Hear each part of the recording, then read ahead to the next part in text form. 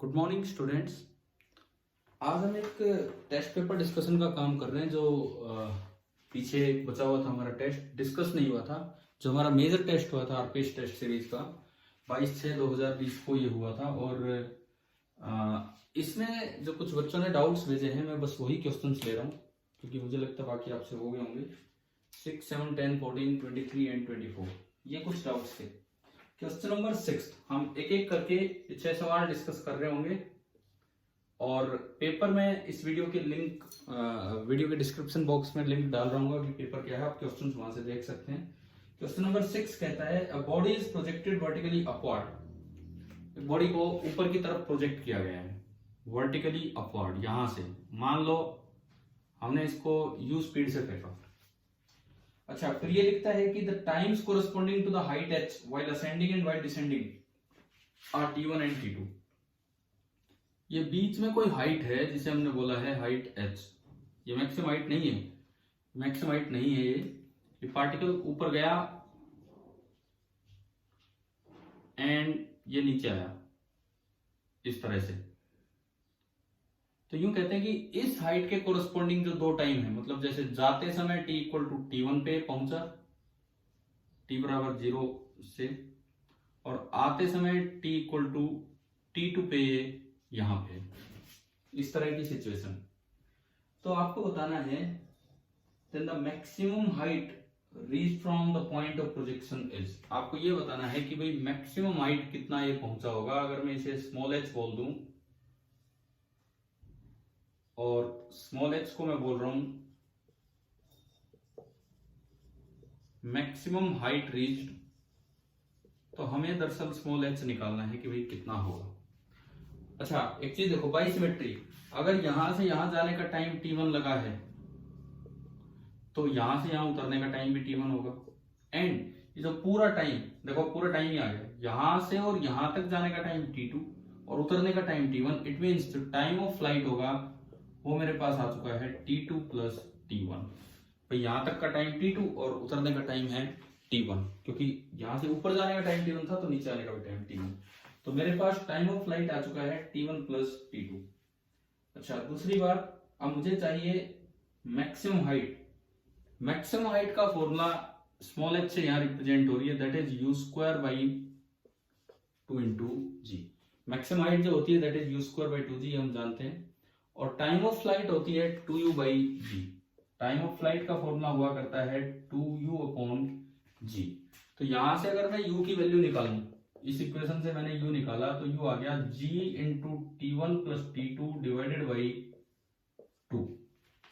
ये मैंने इसमें पुट किया तो मैक्सिमम हाइट आ रहा है u का स्क्वायर, यानी कि g square into t1 plus t2 whole square divided by 2 square, और इंटू नीचे है 2 इंटू जी।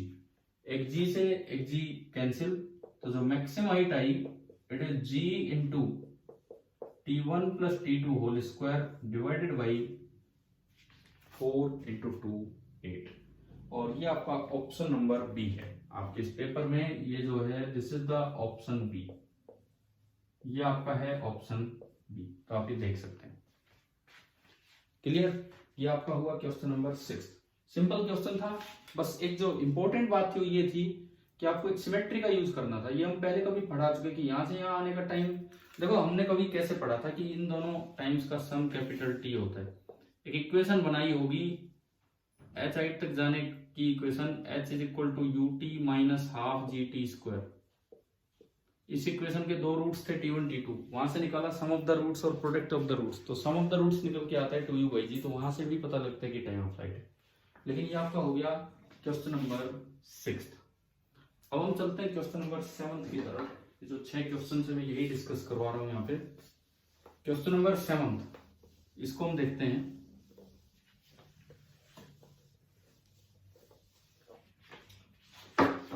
सेवंथ में लिखता है a particle P starts from rest at x equal to 0 at t equal to 0 and moves with along positive x axis with a constant acceleration।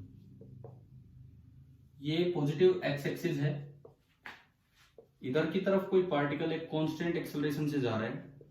मान लो acceleration a है, t equal to 0 पे यहां से start हुआ तो initial speed 0 है, वो P किसी भी टी टाइम पे यहाँ आ चुका होगा। At any time t equal to 0 पे स्टार्ट हुआ, एट एनी टाइम टी जो उसकी पोजीशन होगी x p that will be equal to u t plus half a t square से आई हाफ ए टी स्क्वायर, क्योंकि एक्सेलरेशन कांस्टेंट है। फिर ये लिखते हैं इसी लाइन पे एक पार्टिकल क्यों चलता है और वो यूनिफॉर्म वेलोसिटी कांस्टेंट वेलोसिटी से चलता है। इसी लाइन के अलोंग यहां से एक पार्टिकल चला, मान लो कांस्टेंट वेलोसिटी वी नॉट से, तो किसी टी टाइम में वो भी कहीं पहुंच लिया होगा, ये मान लो एक्स क्यू, और क्योंकि उसकी वेलोसिटी कांस्टेंट है तो वो जितना पहुंचा होगा वो होगा वी नॉट इंटू टी। तो आपको निकालना है x q minus x P, x q minus x P ये निकालना है। अगर मैं इसमें पुट करूं कि आ रहा है v naught t minus half a t square. अच्छा, अब ये x q minus x p का ग्राफ बनवा रहा है टी के साथ। ये इन्होंने मांगा है इस सवाल में कि टी के साथ x q minus x P को मैं एस बोल देता हूं। एस का ग्राफ टी के साथ आपको बनाना है कि कैसा होगा।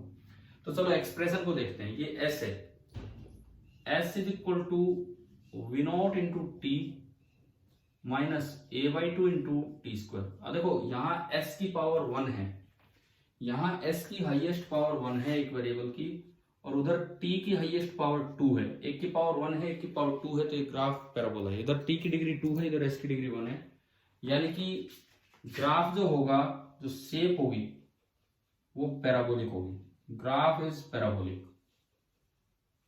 दूसरी बात, s बराबर समथिंग है और उस समथिंग में t स्क्वायर जो हाईएस्ट डिग्री है उसका कोफिशिएंट नेगेटिव है। ये जो कोफिशिएंट है दिस इज नेगेटिव।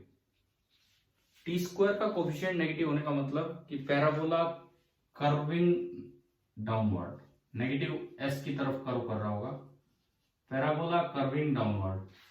ठीक है, अब पैराबोला कर्विंग डाउनवर्ड उस ग्राफ में तो एक ही नजर आ रहा है, सी ऑप्शन वैसे ही पता लग गया।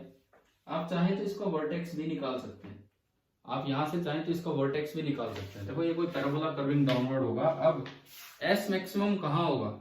जब पैराबोला कर्विंग डाउनवर्ड है तो कहीं ना कहीं एस मैक्सिमम होगा। तो if s is maximum then ds by dt is 0। तो आप यहां से ds by dt कीजिए, ds by dt आपने किया तो v नॉट t का तो v नॉट आ जाएगा माइनस a by 2 बाहर एज इट इज, और t स्क्वायर का 2t और उसे 0 कर दीजिए। तो ये टाइम आ गया, हमें वर्टेक्स पता लग गया, टाइम आ गया v naught by a, positive time है, मतलब किसी v naught by a time पे इसकी वैल्यू मैक्सिमम होगी और बाकी ये कर्व नीचे की तरफ मुड़ा होगा। तो कुल मिला के एक ऐसा इस टाइप का पैराबोला बनेगा, यहाँ पे उसकी मैक्सिमम वैल्यू, मुंह नीचे की तरफ और पैराबोला। तो ये आपका उसमें ऑप्शन नंबर सी है आपके पेपर में, जो आप देख सकते हैं। ये आपका हुआ क्वेश्चन नंबर 7। ठीक है, हमारा नेक्स्ट है क्वेश्चन नंबर 10। उस पर हम आते हैं सवाल नंबर 10 पे। 10th क्वेश्चन जो है वो तो एक सिंपल मैथमेटिकल टूल्स का है, इंटीग्रेशन का। ठीक है, हम प्रॉपर वे में कर रहे हैं, कोई जल्दबाजी नहीं, ढंग से इसको डिस्कस कर रहे हैं। क्वेश्चन नंबर 10th को देखिए।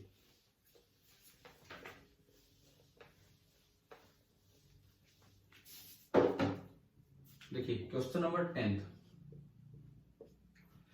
क्वेश्चन में लिखता है कि इंटीग्रेशन सोल्व करना है, integral 3dx upon 3x plus 4, और लिमिट लगी है 0 से लेके 2। ये इसकी लिमिट लगी 3dx upon 3x plus 4, limit है 0 से 2। आपको इसकी वैल्यू सोल्व करनी है।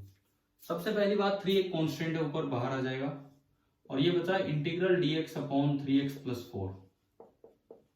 चेन रूल आपको सीधा आता है तो बहुत अच्छी बात है, नहीं तो late 3x plus 4 is u। तो यहां से दोनों साइड du by dx कर दीजिए, तो du by dx आ रहा है 3 times dx by dx plus 4 का डिफरेंशिएशन 0, यानी कि du by dx is coming out to be 3, और you can say dx is coming out to be 1/3 times du। आपने ये सब इसमें पुट किया, ये 3 बाहर है, इंटीग्रल dx की जगह 1/3 du, और 3x प्लस 4 की जगह आप पूरा पूरा लिख सकते हैं u। तो ये देखो, ये 3 बाहर गया तो 3/3 और इंटीग्रल 1/u du, 3 से 3 कैंसिल। इंटीग्रल 1/u होता है ln u log u। अच्छा, u की वैल्यू x में रखो क्योंकि लिमिट तो x पे है, तो ये आपका हो गया ln ऑफ 3x प्लस 4 और x की लिमिट है 0 से 2, तो ये बना ln of 1/2, 3 2 6 4 10 ln 10 minus x की जगह 0 रखते ln 4, so it is coming out to be ln of a upon b 10/4, this is ln of 2.5, ln of 2.5, ये आपका ऑप्शन नंबर बी। तो ये तो एक सिंपल मैथ्स का सवाल था। अगर आप u वगैरह ना भी मान कर तो सीधा भी लिख सकते हैं, इसको x मान लिया, x का 1/x और फिर 3 से डिवाइड कर दें, बात तो वही है पूरी पूरी। ये आपका हुआ question number 10। Then the next question is question number 14, again mathematical tools. Question number जो 14 है that is again from mathematical tools, को देखते हैं हम। देखिए इसमें लिखा है graph of the function y equal to 3x² is shown in the diagram. ये x एक्सिस है, ये y एक्सिस है, और ये आपको एक फंक्शन दिया है y is equal to 3x² का ग्राफ। अच्छा, इसमें एक पॉइंट दिखाया है p 2,12, ये पॉइंट p है जिसके साथ लिखा है 2,12। इसका ये मतलब है कि भाई ये लेंथ तो 2 है और ये वाली लेंथ 12, इस तरह से। तो इन्होंने पूछा है the area of the shaded region is, और जो रीजन पे शेडिंग कर रखी है वो ये एरिया है। आपको बताना है कि ये एरिया कितना होगा। अच्छा सवाल है लेकिन आसान सवाल है, क्योंकि इंटीग्रेशन हमें देता है एरिया अंडर द कर्व। सबसे पहले निकाल लो इंटीग्रल y dx, पहले ये निकाल लो। y की वैल्यू है 3x² dx, 3 कांस्टेंट बाहर आया, integral x² dx, limit x की लिमिट यहां से यहां पे x इनिशियल 0 और यहां पे x फाइनल हो गया 2, तो x की लिमिट 0 से 2, तो 3 इंटू x³ 3 से 3 कैंसिल, लिमिट 0 से 2, तो 2³ माइनस 0³ यानी कि ये एरिया आ गया 8। अब दरअसल ये एरिया तो एरिया अंडर द कर्व है, ना कि कर्व के ऊपर वाला एरिया। तो हमें ये मैं डॉट डॉट डॉट डॉट से जो दिखा रहा हूं वो एरिया पता लग गया। डॉट डॉट डॉट डॉट वाला एरिया जो है, this area is coming out to be 8। हमें चाहिए ऊपर वाला एरिया, तो क्यों ना पूरे एरिया में से घटा दे। पूरा एक रेक्टेंगल नजर आ रहा है आपको, पूरा रेक्टेंगल है 12 इंटू 2, कितना एरिया रेक्टेंगल का 24, तो ये जो एरिया बचा ये this is 24 minus area under curve, तो it is coming out to be 16। और जो आपके पेपर में ऑप्शन नंबर डी है, इसके पेपर में ऑप्शन नंबर डी है इस तरह से। This is your question number 14। चलिए 14 भी हो गया। अब हम चलते हैं क्वेश्चन नंबर 23 पे। 23rd हम देखते हैं। Particle is projected from origin, projectile 2D motion पे ये क्वेश्चन है, देखते हैं क्या है क्या नहीं। मैं पेपर अटैच कर रहा हूं इसके साथ डिस्क्रिप्शन में, बट उसके आंसर की साथ नहीं है। एक बच्चे ने पेपर भेजा था विदाउट आंसर की, तो जो जो क्वेश्चन डिस्कस हो रहे हैं एटलीस्ट उनके आंसर तो मैं बता ही रहा हूं, बाकी आप खुद देख सकते हैं क्या है। क्वेश्चन नंबर 23, इसमें दिया गया है कि इस तरह का डायग्राम है, ये एक्स एक्सिस, ये वाई एक्सिस, और ओरिजिन से किसी पार्टिकल को थ्रो किया गया और ग्रेविटी दिखा रखी है नीचे की तरफ, मतलब वही वर्टिकल डाउनवर्ड ये है और ये हॉरिजॉन्टल है। ग्रेविटी दिखाने का ये पर्पज है कि एक्स एक्सिस हॉरिजॉन्टल है और वाई वर्टिकल है। अब ये कहता है कि ये पार्टिकल की एक पॉइंट है 3,4, वहां से पास हो रहा है। अगर है बीच में कहीं भी, हमें नहीं पता कहां, एक पॉइंट है 3,4 की, जब ये पार्टिकल जाए तो वहां से पास हो, इतना दिया है। इसकी इनिशियल स्पीड है u। सपोज कीजिए आपने एंगल थीटा पे फेंक दिया, u भी नहीं दिया हमें तो और थीटा भी नहीं दिया, ना तो u दिया है और ना ही थीटा दिया है। अब इन्होंने पूछा है u की मिनिमम स्पीड क्या हो ताकि ये यहां से पास हो, और लास्ट में उसे इंटीजर बेस बना दिया। कैसे? इंटीजर टाइप क्वेश्चन बना दिया। u मिनिमम को लिख रहा है 3√10 मीटर पर सेकेंड, 3/√10, तो n की वैल्यू आपको बतानी है क्या होगी। सुनो, एक ही चीज दिमाग में आती है कि जब भी पाथ के ऊपर कोई पॉइंट दिया जाए, तो आप इक्वेशन ऑफ पाथ लिखें। तो जो जनरल इक्वेशन ऑफ पाथ होती है इस तरह के पैराबोला की, that is y = x tan theta minus g upon 2u² cos square theta into x square. ये पॉइंट इसको सेटिस्फाई करो क्योंकि यहां से पास हो रहा है। तो y की जगह 4, x की जगह 3 tan theta minus g tan ले लो upon 2u² cos square theta को ऊपर भेज दो secant स्क्वायर थीटा बना के, क्योंकि tan के साथ secant चलता है आराम से। और x की जगह 3, तो 3 का ये 9, 2 5, तो आपकी इक्वेशन बनी 4 = 3 tan theta minus 45 upon u² secant square theta. और मैंने एलसीएम लिया u², तो 4u² = 3u² tan theta minus 45 into secant square theta. Now you got a relation between u and theta. आपको u और थीटा में एक relation मिल चुका है, हमें u को मिनिमम करना है। For u to be minimum, यहाँ दो वेरिएबल हैं u और थीटा जो हमें नहीं पता। अगर u को मिनिमम करना है तो du/d थीटा को कितना करना होगा? 0। अगर आप u को मिनिमम करना चाह रहे हैं तो इट मींस du/d थीटा को आपको 0 करना होगा। तो differentiating both the sides of equation 1 with respect to theta, differentiating both sides of equation 1 with respect to theta, theta के रेस्पेक्ट में इसका डिफरेंशिएशन कर देना है। तो देखो पहले मैं इस साइड का करता हूं, 4u² का 4 तो बाहर, u² का 2u और इंटू du/d थीटा बराबर। अब 3u² tan थीटा का 3 तो बाहर, अब u एक वेरिएबल है, थीटा एक वेरिएबल है, तो प्रोडक्ट रूल लगेगा। First function as it is into differentiation of second function with respect to theta, tan theta का होगा secant square theta, plus second function as it is into differentiation of first function u² with respect to theta, with respect to theta होगा 2u into du/d theta, ये हुआ।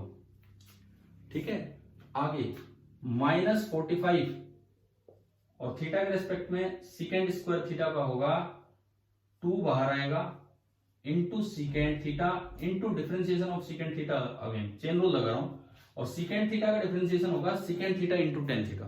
देखो 2 आगे आया into secant theta into differentiation of secant theta जो होगा secant theta into tan theta, तो ये बन गया secant square theta into tan theta, ये आया secant theta into secant theta tan theta, ये आया।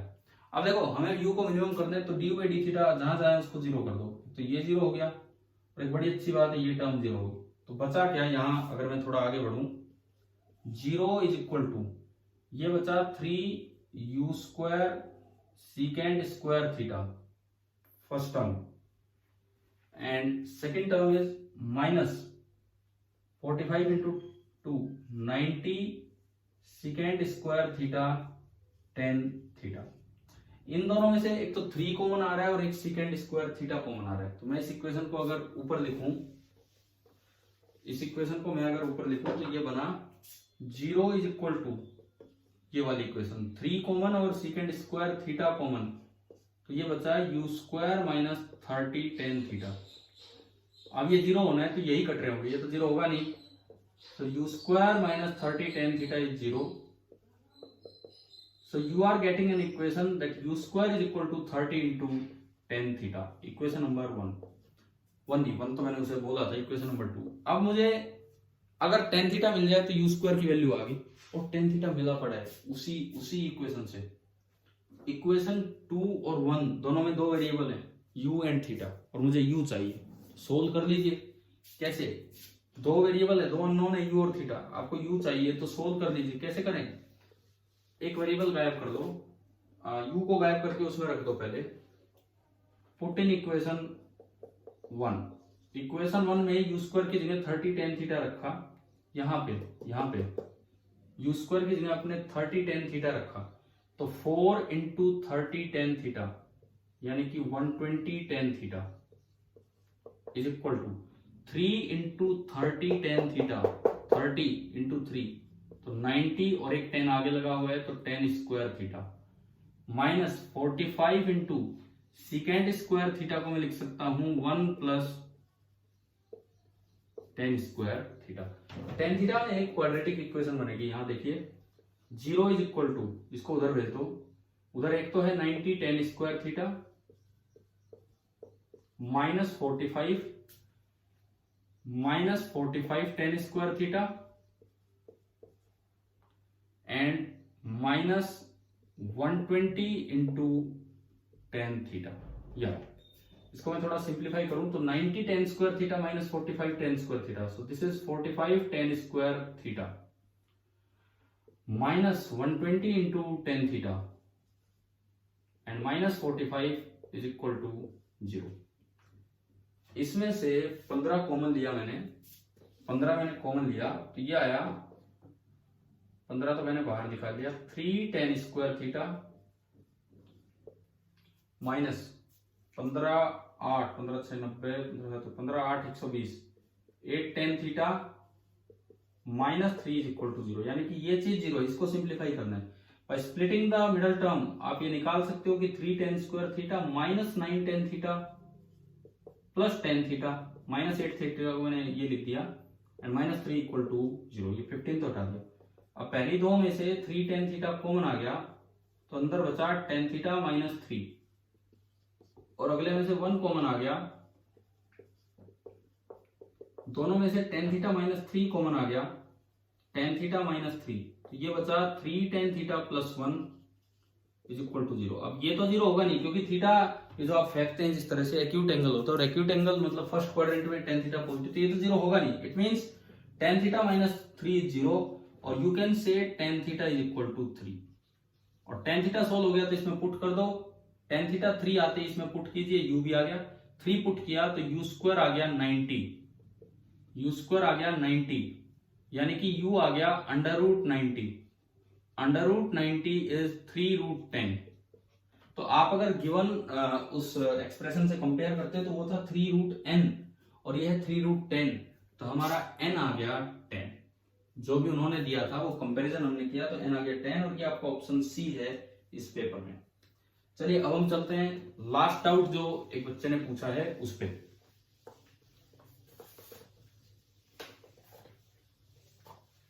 इस पेपर का, इससे पहले हमने सारे पेपर पूरे डिस्कस किए हैं, इस बार थोड़ा समय कम था, हम न्यूटन लॉ पे लगे थे, लेकिन कोई बात नहीं, जो आपके डाउट्स हैं वो तो मैं डिस्कस कर ही रहा हूं यहाँ पे।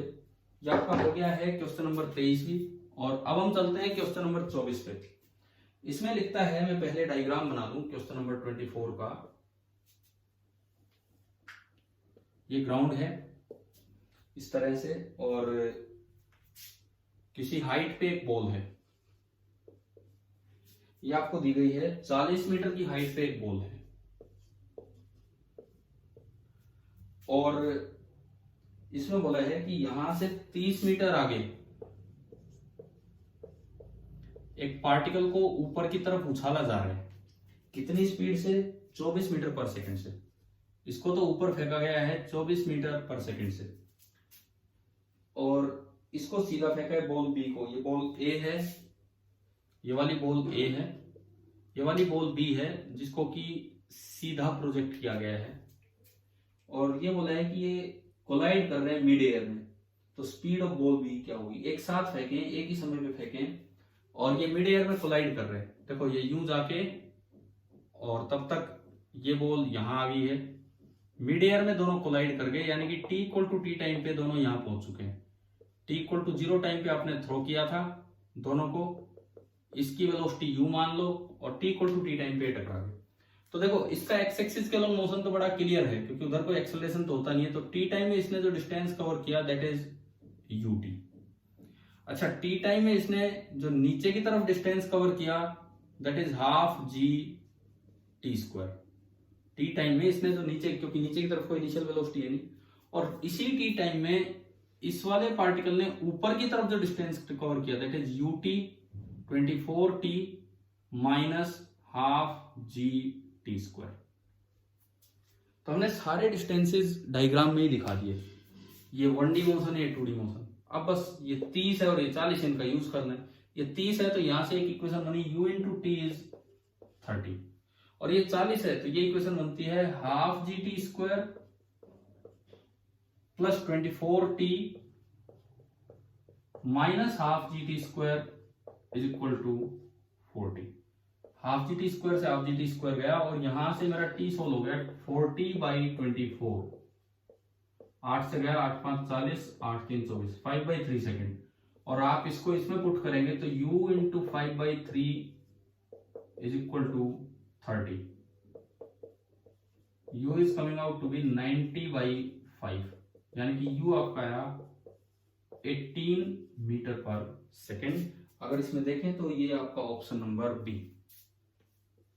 इस पेपर में 25 में से 6 सवाल बच्चों ने डाउट के रूप में भेजे थे, तो वो मैंने अभी डिस्कस कर दिए हैं। मैं ये वीडियो अभी अपलोड कर ही रहूंगा, शायद आपकी आज की क्लास से पहले भी हो जाए तो, और आप ये देख लेना। लिंक पेपर का डिस्क्रिप्शन बॉक्स में है, आप वहां से अटैच कर लेना। ठीक है, थैंक यू।